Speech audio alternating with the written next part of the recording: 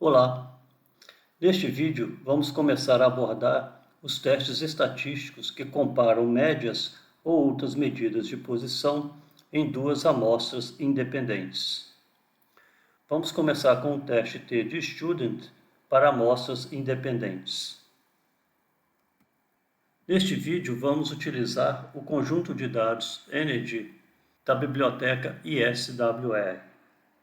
Esse conjunto de dados contém dados sobre o consumo de energia em dois grupos de mulheres, magras e obesas. Aqui temos os dados, onde a variável stature é uma variável dicotômica que indica se a mulher é magra ou obesa. E a variável expand mede o consumo de energia. Em relação a este conjunto de dados, podemos fazer as seguintes perguntas. Existe alguma relação entre o consumo de energia e o fato de a mulher ser magra ou obesa? Colocada em termos estatísticos, existe diferença entre os níveis de consumo de energia entre mulheres magras e obesas? Como podemos quantificar o valor e a precisão dessa diferença? Essa figura mostra os box plots da variável expand para as mulheres magras e obesas. Os diagramas sugerem fortemente que os consumos de energia, em geral, são maiores nas mulheres obesas do que nas mulheres magras. De modo geral, vamos considerar o seguinte problema. Dadas duas populações, 1 e 2, que se distinguem por uma característica, por exemplo, magros e obesos, uma amostra de tamanho N1 é extraída aleatoriamente da população 1 e uma amostra aleatória de tamanho N2 é extraída da população 2. Seja x1 a variável de interesse, por exemplo, consumo de energia, medida em cada unidade da amostra 1, e x2 a mesma variável medida nas unidades da amostra 2. Para testar se as variáveis x1 e x2 possuem uma distribuição com médias iguais ou diferentes, vamos construir um teste de hipótese bilateral da seguinte forma. Como hipótese nula, vamos supor que as duas variáveis x1 e x2 possuem a mesma distribuição normal com média μ e variância sigma ao quadrado. Com essa hipótese, estamos supondo que as amostras 1 e 2 são extraídas aleatoriamente da mesma população.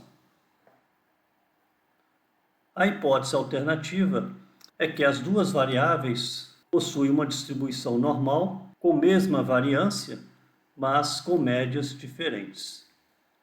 Ou seja, estamos supondo que as amostras 1 e 2 são extraídas aleatoriamente de populações que possuem uma distribuição normal com mesma variância, porém médias diferentes.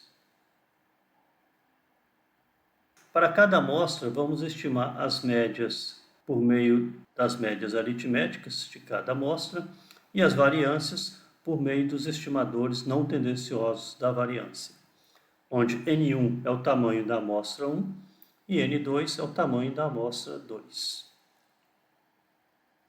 Vamos considerar diferentes situações.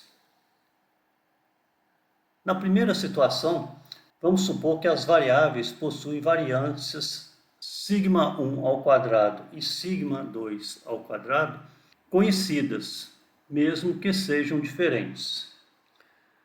Como x1 e x2 são variáveis aleatórias independentes, sabemos que a variável x1 menos x2 segue uma distribuição normal com média μ1 menos μ2 e variância σ1 ao quadrado mais σ2 ao quadrado.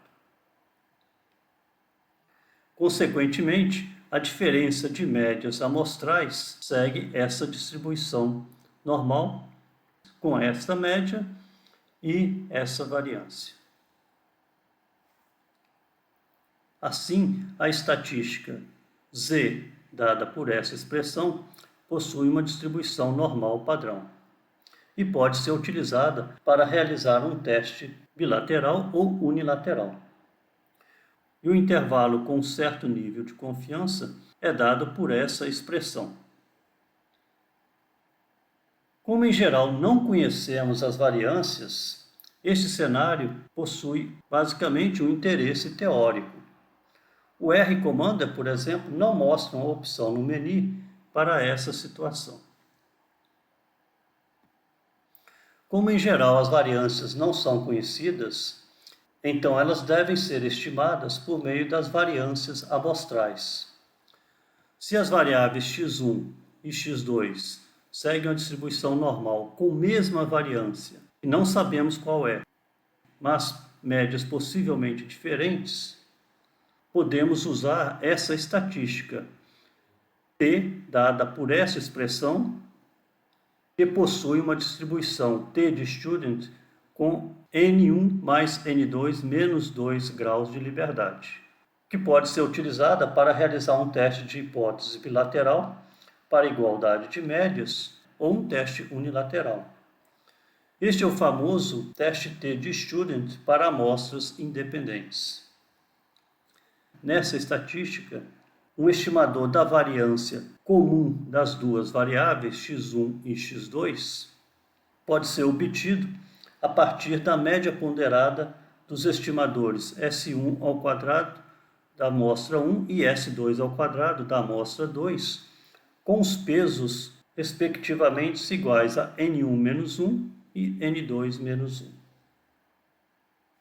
O intervalo com certo nível de confiança para a diferença de médias entre os dois grupos é dado por esta expressão.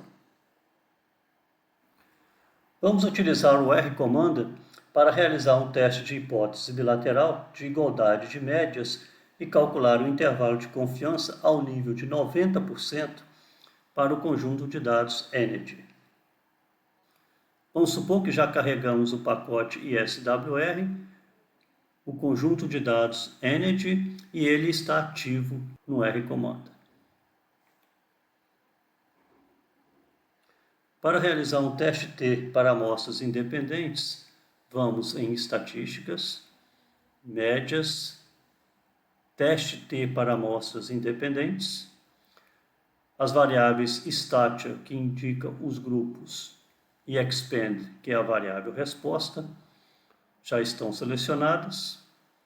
E na guia Opções, vamos manter o teste bilateral, vamos mudar o nível de confiança para 90% e vamos assumir neste momento que as variâncias são iguais.